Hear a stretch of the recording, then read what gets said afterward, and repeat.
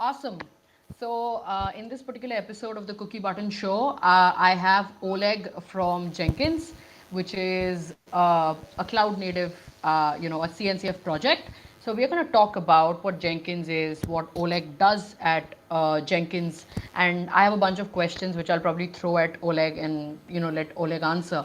So, to begin with, thank you for coming. And could you please introduce yourself and tell us about your role as a Jenkins open source project maintainer? Okay, thanks a lot for inviting me. First thing that worth mentioning that Jenkins is not a CNCF project. Jenkins is a project of the Continuous Delivery Foundation, which is definitely a friendly organization. It's also a part of the Linux Foundation, but it's not CNCF. Okay, back to me. So I started my career in hardware and embedded more than 15 years ago. And then when you do hardware development, you need something to do build automation and test automation. So at that point I started using Hudson, started patching it, and eventually became a Jenkins contributor. In 2014 I became a core maintainer. And since that I've been around Jenkins core and also started doing more and more community management things, including various efforts, event organization, and later I joined the Jenkins governance board to also help to steer the project towards and to make it more relevant to the modern demands. So it was 2019, yeah, 2019, and yeah, since that I was on the Jenkins board. So what I do these days, mostly community management and community building. I'm in between jobs, so I cannot say where I work, but yeah, things are quite interesting. Oleg, can you please avoid using your earphones because there's a hissing sound from your end? Is it? Because I see the same, but okay.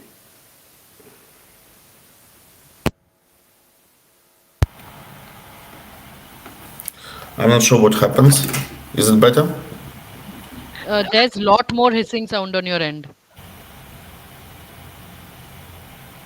Is it? Because I actually hear it rather from your side. Okay, do you? Yeah, now this is better. Now this is better. Yeah, exactly. A little bit. Okay, I'm not sure what I exactly don't know. changed. Uh, okay. Okay, it's okay. We can just continue.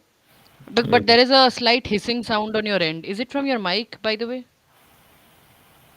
There is no sound on my side. And yeah, what I see in microphone stats, there is no input from my side. Are you sure? Okay, no issues. We can go ahead.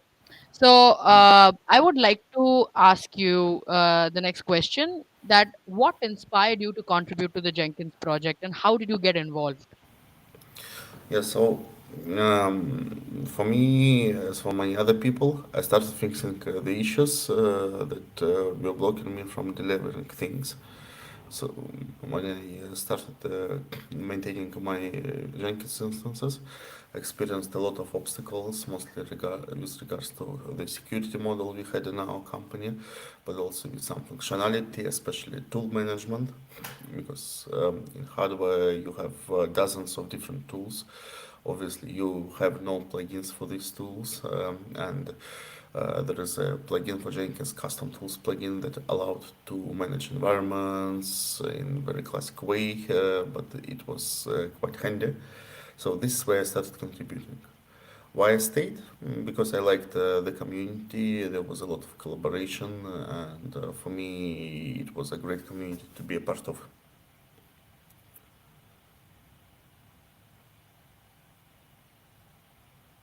You're muted. Good to hear. Good to hear that. So, what are some of the key features and benefits of using Jenkins for, CI/CD, continuous integration and delivery, which it is part of in the CNCF landscape as well? So Jenkins is an automation tool or automation framework. You can adjust it for any need, for example, for CI and CD, where well, Jenkins started rather as build automation tool. It is widely used for continuous integration. For continuous delivery, yes, you can use it. There is also a lot of plugins and integrations, and it's widely adopted in this area. Though whether I would recommend using Jenkins for continuous delivery, rather no. It depends on your use cases. So if you need rich reporting, if you need the integrations with various tools, then yes. But if we are talking about delivery and deployment, let's say to Kubernetes, there is a lot more specialized tools that can do that. So if you just build images, deploy the Helm chart, it doesn't matter from where you do it.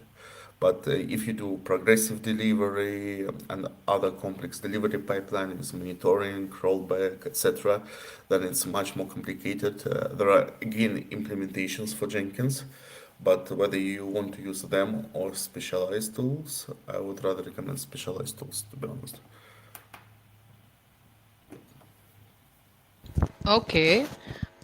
So what are then since you mentioned about why use Jenkins for continuous delivery and integration, so this brings me to asking this question: how has Jenkins evolved over the years, and what do you see it as its future direction? Well, so Jenkins was around for 19 years, so next year we will be celebrating 20th anniversary. Uh, right now, Jenkins is definitely well capable of being deployed in all modern environments, and there will be a lot of updates for that. For me, the key evolution direction is firstly interoperability, because Jenkins is automation framework. So to be successful, it needs to integrate with other tools in the ecosystem. And what it means to me is that there should be integration through other with other pipeline engines, because Jenkins can act as an orchestrator. There should be also integration with other orchestration tools, for example, Spinnaker. So again, that it has much better capabilities. And it means that we need to integrate with standard frameworks and to invest a lot more in having that stable. Another thing where we could work on is, of course, observability for CI/CD. Jenkins natively integrates with OpenTelemetry as well as its agents, and there is already a lot of insights into what happens in your build pipeline, but there can be always more. So these are two technical directions, and another one is, of course, user experience and developer experience, because Jenkins still perceived as a quite old tool. It improved with representation of the data a lot. It improved a lot with look and feel. But again, there is a kind of continuous work needed there to stay relevant and to improve Jenkins as an end user product. So, then how do you see Jenkins, integrate with other tools and technologies in the DevOps ecosystem? So first of all, it should happen through standard protocols and standard interfaces. So if we talk about various events, then there is cloud events, which is kind of hope, well, which will hopefully become industry standard in cloud native space. Jenkins is not just Kubernetes, and it is never going to be only Kubernetes. So it means that for us, any technology we use should be usable outside. And this means that yeah, we would be definitely investing in the standard frameworks, communication protocols, observability, of course, should happen through OpenTelemetry. Uh, but yeah, at the same time, many other things would be rather remaining more generic than is common in Kubernetes ecosystem. Okay. So, Then, what are some of the common challenges do you see that users face when working with Jenkins, and how do you recommend addressing them? Yeah, so well, there are many challenges people face. Right now, one of the key challenges for users is, of course, management of the instance, because Jenkins was designed as automation framework and it remains automation framework. So it means that you need to customize it to make it a continuous integration or continuous delivery or whatever other system for your use cases. So what it means that there is a lot of configuration, there is a lot of plugins you need to install, there is a lot of glue code you need to write to make Jenkins efficient. And for that, there is a lot of general recommendations like you please use configuration as code for both Jenkins infrastructure management. We offer configuration as code plugins. We offer Helm charts with a lot of default configurations. So there is also Jenkins operator that operates that can manage your instance in a Kubernetes native way, and this is what you should use. The same for your pipelines. Of course, you should keep them in the CM and manage along with your product. Um, and it already addresses a lot of base concerns many users hit. The rest regarding scalability, etc., it's rather advanced topics that need to be discussed with rather Jenkins admins. But from user standpoint, yes, configuration is code for everything, and also recommendation is to keep it simple because what I see these days is that a lot of logic is being implemented in Jenkins pipeline code, while arguably it should be just classic scripts, and you should use Jenkins capabilities only when you can benefit either from pipeline management, context management, and failover features. But implementing all logic in pipeline is complicated.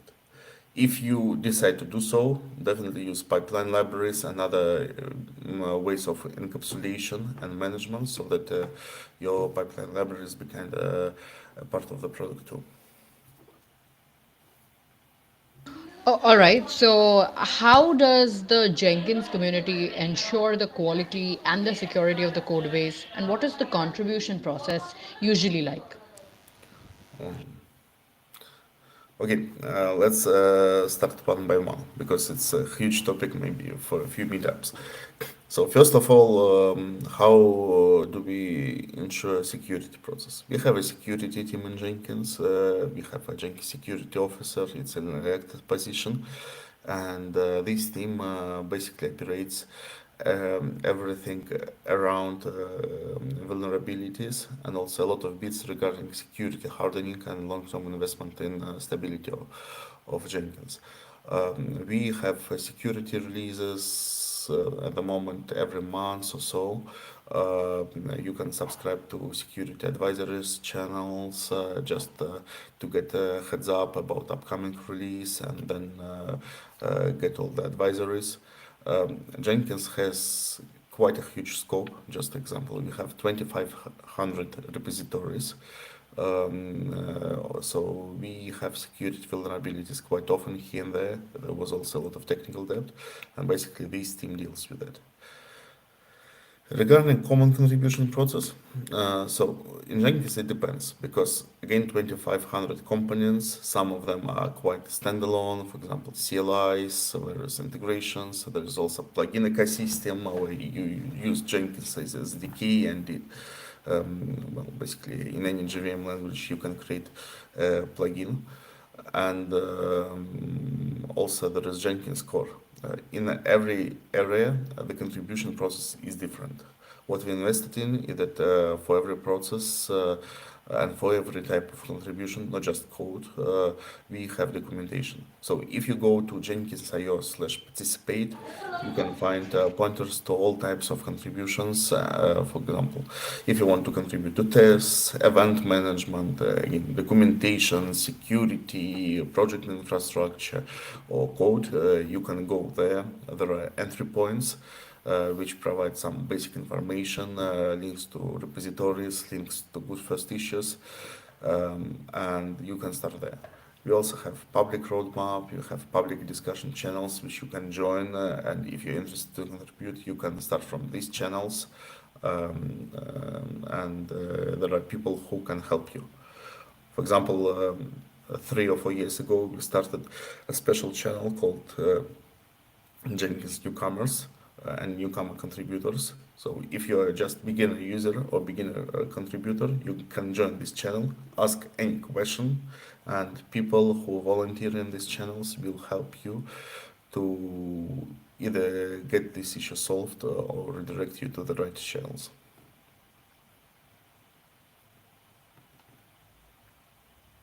You are muted. Yeah. Yeah, this kind of is a very inclusive thing for a community to welcome new members and get it done. And I'm so happy to hear that Jenkins community also lives by these sort of principles. So I would like to know from you, like, can you share any success stories or examples of organizations that have implemented Jenkins and seen significant improvements in their software delivery process? Wow. Jenkins is almost 20 years old, and even by now, more than 50% of the global ecosystem uses Jenkins. So, if you ask me what are the success, I would say, but now the whole software industry is success because many modern products and are built or were built with Jenkins. There are just a few big examples. So, for example, GitHub initially was built with Jenkins. Of course, now they switched to their own solution. The same, most of Java ecosystems and JVM are built with Jenkins until now. So, for example, even bigger projects like Adoptium have their own Jenkins instance. Apache Foundation, Eclipse Foundation, they offer a foundation scale Jenkins instances for all their projects. So again, if we talk about continuous integration and bits of continuous delivery, Jenkins is still everywhere, and yeah, it's still a right skill to invest in. Whether Jenkins is a silver bullet for any kind of continuous delivery, of course it's not. But still, knowing Jenkins is definitely a good skill to have. Awesome. So, how does Jenkins support scalability and high availability in large scale enterprise environments? Mhm. So Jenkins is not cloud native, and actually I was a part of the project on making Jenkins cloud native and exploring what it would take. And for me, actually, I believe that Jenkins even shouldn't be cloud native in any time soon. Jenkins itself is quite scalable as a single server. Jenkins is also scalable as multi-service instance. So if you want to use Jenkins at scale, most likely you will have multiple Jenkins controllers running, for example, on your team and department level. You can manage them separately through basically unified configurations. So you can share configurations, you can share pipeline libraries and other components. You can also build SSO on the top of these instances. So from user experience, that can still appear as a single instance. Good news about Jenkins that its build ecosystem is actually cloud native. So even if you have a bunch of Jenkins controllers, some of them, well, it's basically persistent instances, but also for all build agents, they can be provisioned on demand. There is a lot of plugins, for example, Kubernetes plugins for Kubernetes. There are also Docker plugins. So there are plugins which connect public clouds directly. And basically, all the built infrastructure is on demand these days. So Jenkins itself can manage these resources. It can scale up and down and provide the necessary build resources by connecting to your clusters and other cloud providers. And then, as a controller, I would say that it's quite humble about the resources it consumes. I mean, compared to many other services like that. And still, if you want to have Jenkins on demand, there are solutions for that.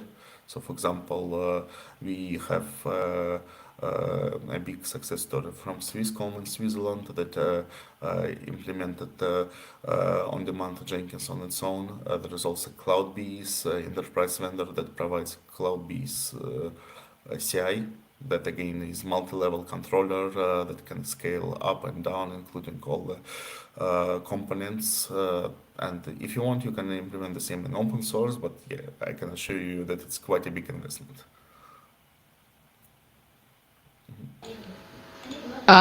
So, what are some of the best practices for setting up and configuring Jenkins pipelines for efficient and reliable builds? Okay, so first of all, keep it simple.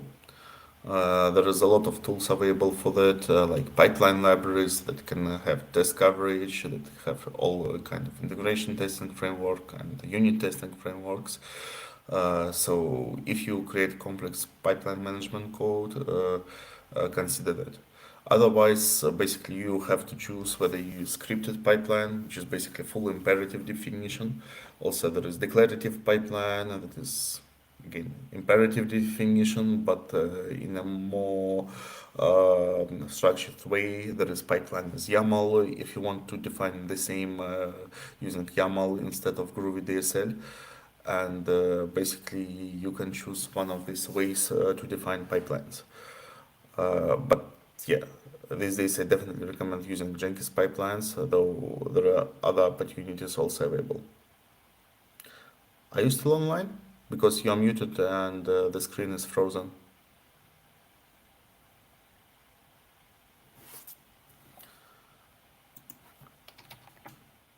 And it's definitely not on my side.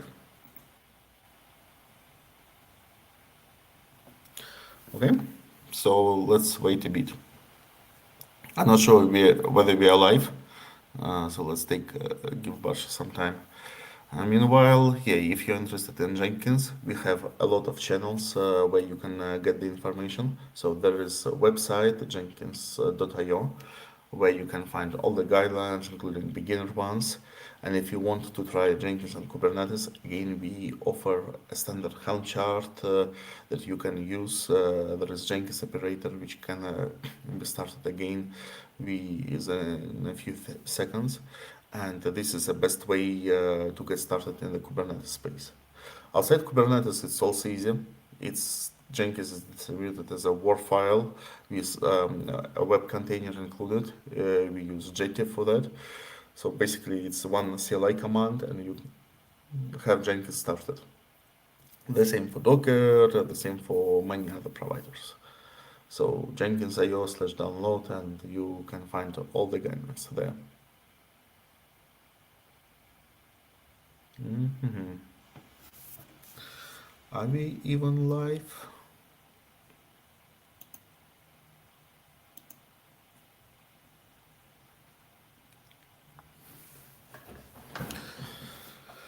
Okay, so I guess I have some time to yell at the cloud.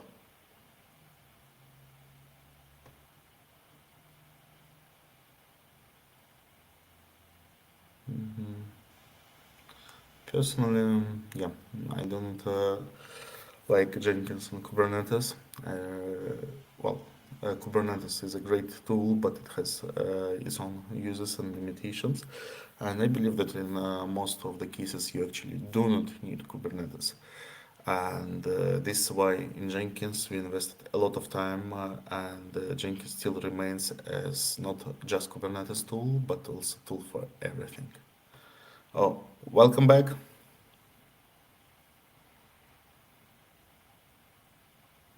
You're still muted.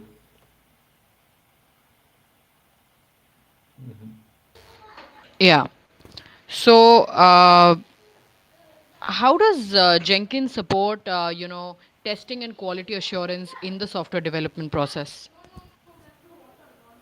Well, that's a good question because it actually does everything in this pipeline. So Jenkins itself is not a testing tool. Jenkins is a automation tool that triggers your tools. So, for example, if you define project builds, or whether you use Maven, Gradle in Java, or whether you use Make or any other build framework. So, this build framework actually builds your project and launches tests. What Jenkins does after that, it can connect to your test runner, get live reports, or just extract and publish the testing report after the completion and process it. The same for other types of reporting, coverage, performance. Well, Jenkins have capabilities for all kinds of reporting, and it actually keeps enhancing its capabilities.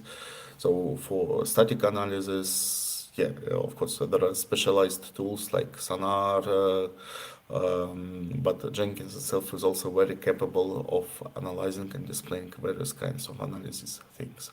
Uh, and the same for other types of reporting. Jenkins provides you good visualization for this information. You can deep dive into the reporting, and yeah, basically from the functionality standpoint, it would be rather more publishing thing than execution thing.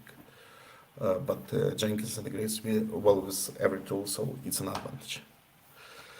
And if you don't like Jenkins web interface, good news that these days you don't have to use it because Jenkins again integrates with higher level tools. So, for example, we have integrations with GitHub through GitHub checks and GitHub Hub.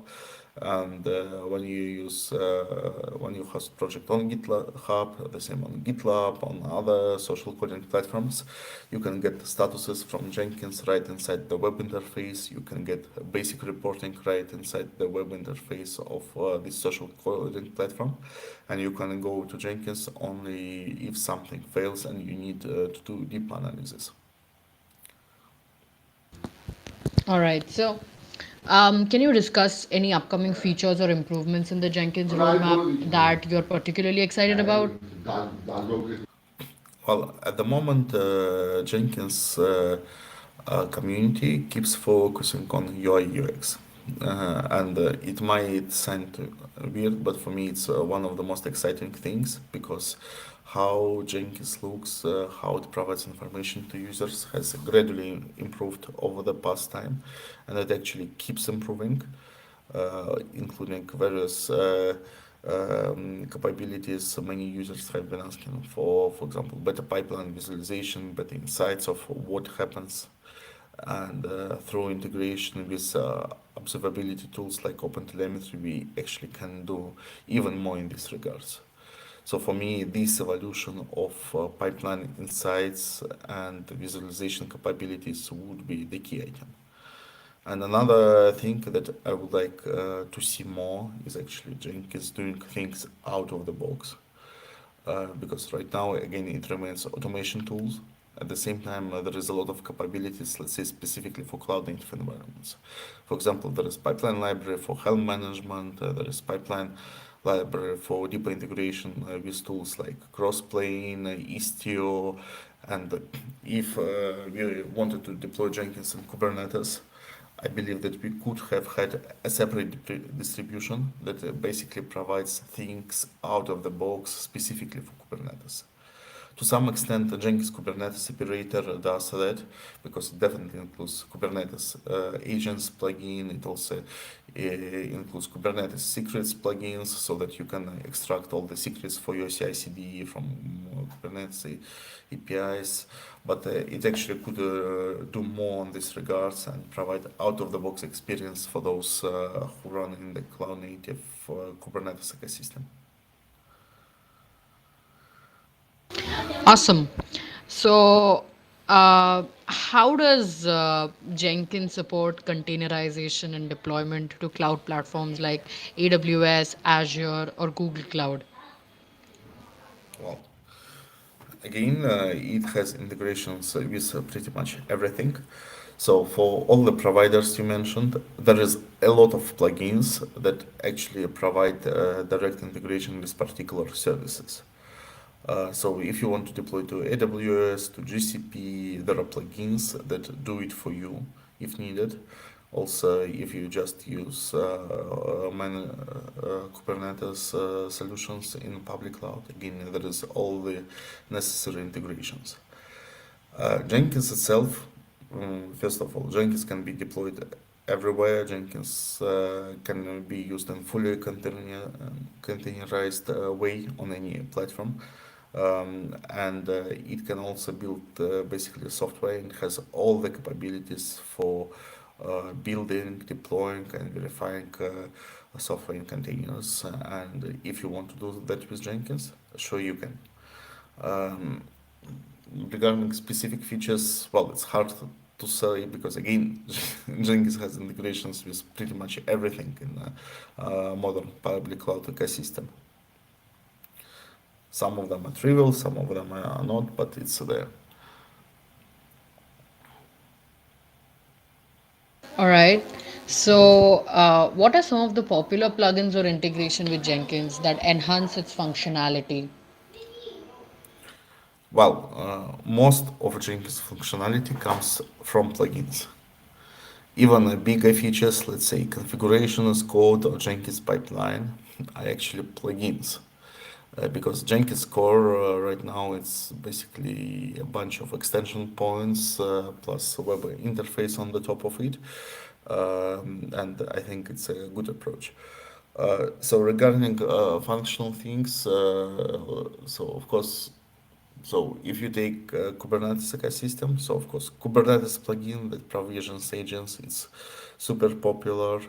Well, I think it has 20 or 30,000 installations by the time. Also, there are other plugins which are again foundation plugins like Kubernetes secrets. You definitely don't see them right away, but they're here.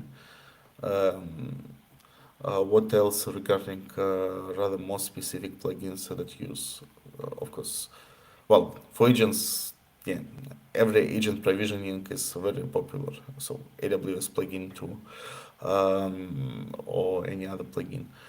Uh, Regarding functionality plugins, just I'm trying to imagine something interesting there because I would say that there is again a lot of various utility plugins being used. For example, pipeline utility steps that provide basic functionality. Let's say if you need to process YAML files, if you need to access them, there are such utility plugins that do that.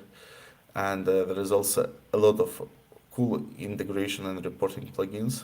And for me, the best things would be Checks API, which provides capabilities for every kind of real-time verification communication. So, for example, if for GitHub checks that integrates with GitHub directly or Slack integrations. Um, and another cool plugin from that space would be, of course, static analysis plugins because currently it's super handy. So if you use um, Jenkins, most likely you have coverage API at the moment, you have static analysis reporting, and yeah, I think that it's implemented pretty cool and on par with many other vendors. And unfortunately, no other CI/CD tool has a similar capability. So with GitHub Actions, with GitLab CI, with Tickton, or with anything else, we don't get even 10% of reporting capabilities of Jenkins.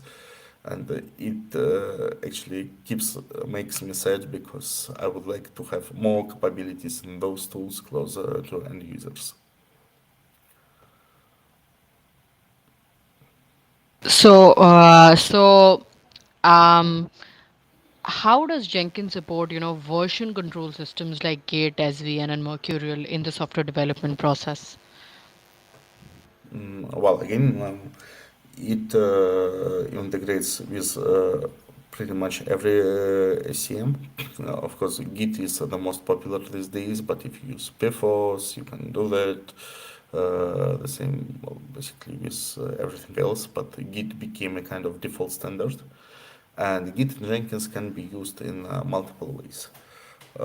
So first of all, you can just create classic jobs, Also, if you have standard um, implementation, for example, if you have branching strategy, you can use multi-branch pipelines that automatically create builds and track builds for various branches, pull requests. If you use GitLab on GitHub, and that displays everything in a single interface. So, for example, for all common flows like Git flow, GitOps, etc., you get out of the box integration with Jenkins, visualization of all the process with again various typical things like pull request builds, tag verification, customization of pipelines depending on the environment and on SCM conditions. And also, there is a lot of handy things like merge strategies, which are not explicit in other tools, for example, in GitHub. Because in GitHub, when you create pull request, you rarely care about how the up merge of this pull request happens. Jenkins is again more flexible because we try to support the different development models and provide insights about how it happens. Great. So, you know, how does Jenkins handle security and access control for its users and plugins? Because I feel security is kind of like very big of an issue right now, and I think I spoke about security at length with both, the Zap project maintainer and also Cilium project maintainers on my show previously, and security has been like a concern. So, how do you justify, the security and the access control for users and plugins when it comes to Jenkins? Yeah, so Jenkins itself, again, it has extension points for authentication and authorization. There is a lot of implementations on the top of these extension points. Jenkins started as a developer tool long ago when basically security for developer tools wasn't a concern. And unfortunately, we still have a lot of technical debt from that times. But at the same time, the amount of investment in Jenkins security is huge. So right now, Jenkins, let's say within team environments, yeah, you can basically specify the authorization strategy you need. You also can specify authentication strategy, whether you use SSO, whether you use external communication. So, for example, all my Jenkins instances either have GitHub or Google Workspace authentication. You can have many other bits. Also, you have all the bits for audit in Jenkins. There is audit log plugins. There are other plugins that allow to track pipelines, resource usage, for example, for public cloud, so that you can associate the resource usage to pipelines and to users triggering them. And last but not least, if you really want to make Jenkins secure, then you can also use classic approaches like make Jenkins fully static with all the fixed configuration managed by configuration with code plugin without real admins on the instance. These days it's totally possible, and this is the way I would recommend. So Jenkins, from security standpoint, you still need to understand that Jenkins, as all other CI/CD automation tools, is basically a remote code execution as a service. So it has to be used carefully, especially in the multi-user environment. Jenkins provides a lot of capabilities. Yes, there are vulnerabilities from time to time because the scope is huge. So sometimes there are even massive issues like sandbox escapes and pipeline DSL. But with proper management, you can actually avoid most of the risks on your instances. And there is a lot of documentation. We invested a lot in having Jenkins rather secure by default. Unfortunately, we still see that many users in Jenkins at some point opt out even from basic security mechanisms. For example, even in 2023, we see security reports basically happening on Jenkins instances where security was disabled completely. And when it happens, I can only say that okay, you have to respin your instance from scratch. Everything you used on Jenkins might have been compromised because you provided unsecured remote code execution as a service that connects to whole your delivery infrastructure. So that happens. It's a shame, but to be honest, it's not the Jenkins fault. Yeah. So, can you discuss any like notable contributions or collaborations with other open source projects in the Jenkins community?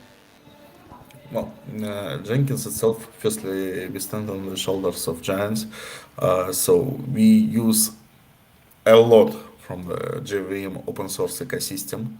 I mean, from the build tools to various web frameworks like JT, we heavily depend on Maven, of course. We heavily depend on various SDKs and providers implemented by various open source communities, including CNCF ones. So this is a kind of continuous collaboration happening. And for example, when we were doing Java 11 support for Jenkins or Java 17 support for Jenkins, there were a lot of contributions to developer tooling ecosystem. On the other hand, looks like your connection broke again. Oh. Okay, on the other hand, we also collaborate with other projects in order to ensure interoperability. This is one of the reasons why we joined the Continuous Delivery Foundation. There is interoperability, special interest group there. We collaborate with participants. We invested quite a lot in various integrations, for example, with Tecton, with GitHub Actions. There are also generic frameworks like CD events, which is based on cloud events. Again, we want to invest there and we want to have more integrations with these projects.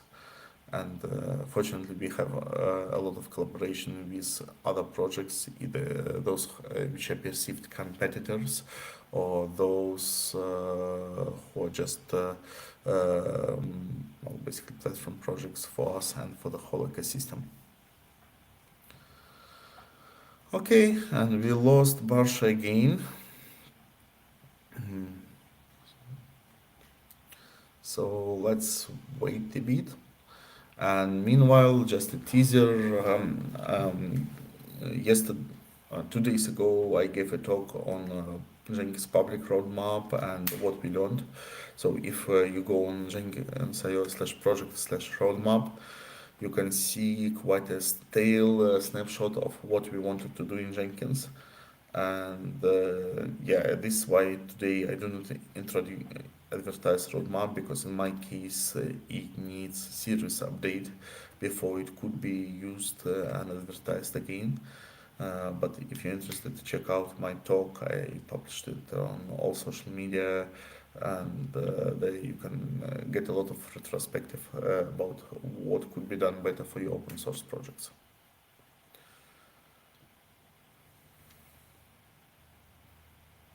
Mhm. Okay, welcome back. Thank you for welcoming. Mhm. Um, I would like to conclude by saying, like, what are the advices do you have for developers starting out in the cloud native space and especially want to start off by contributing to Jenkins? How should they go about this and how should they approach this? Okay. In Jenkins, we invest quite a lot of in contributor onboarding flow. So you can go to jenkins.io/participate, where you can find all the information for different kind of contributions, and you can start there. You can join our newcomer contributors channels, where you can find some pointers and ask people if you're stuck. And basically we have a lot of newcomer friendly issues in different components. If you're a Java developer, if you're a front-end developer who likes JavaScript, React or Vue, we have quite a lot of topics.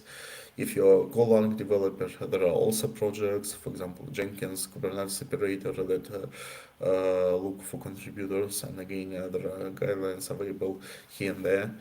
And for other technologies, yeah, there is actually quite a lot inside Jenkins. We have .NET components, we have native C++ components, there is some code in Rust.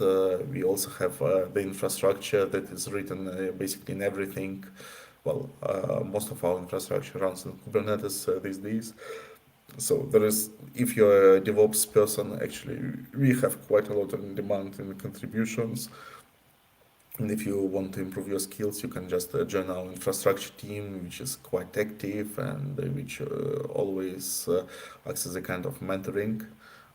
The team also created quite a few open source projects. So, for example, Update CLI was initially created to help to manage Jenkins infrastructure. And yeah, basically, you can participate in this area.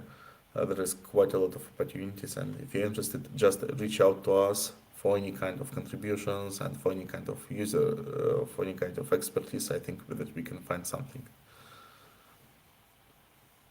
Awesome, awesome.